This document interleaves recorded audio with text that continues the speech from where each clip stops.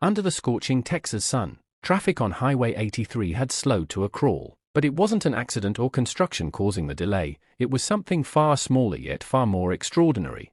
A lone bobcat stood defiantly in the middle of the road, refusing to move. Cars halted, drivers stared, and confusion spread. Officer Sarah Winters, a seasoned patrol officer, arrived at the scene, expecting a routine wildlife encounter. But as she stepped out of her vehicle, she quickly realized this was something different.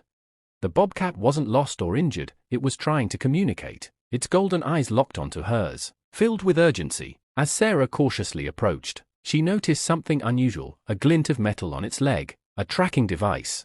Her heart pounded. This wasn't just a random wild animal. It had been tagged and monitored, and now, it was seeking help.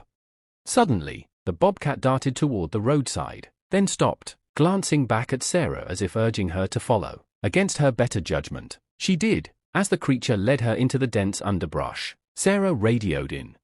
"Dispatch, this is Officer Winters. I'm following a tagged bobcat into the woods. It's acting strangely, requesting wildlife assistance." The bobcat moved with purpose, weaving through the trees until they reached a small clearing. That's when Sarah's breath caught.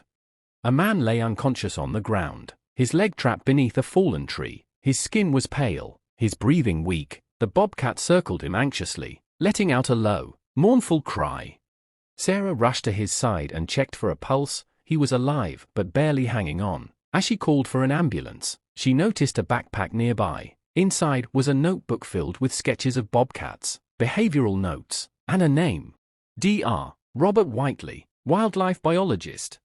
The bobcat, Nova, as Sarah would later learn, wasn't just any wild animal. She had been raised in Robert's rehabilitation program after being orphaned. He had been preparing her for release, but something had gone terribly wrong. By the time paramedics arrived and freed Robert, Nova had retreated to a safe distance, her eyes never leaving the man who had once saved her. Sarah knelt beside the bobcat and whispered, "You did good, girl, you saved him."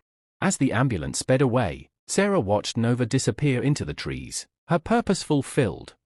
Some bonds, it seemed, could never be broken.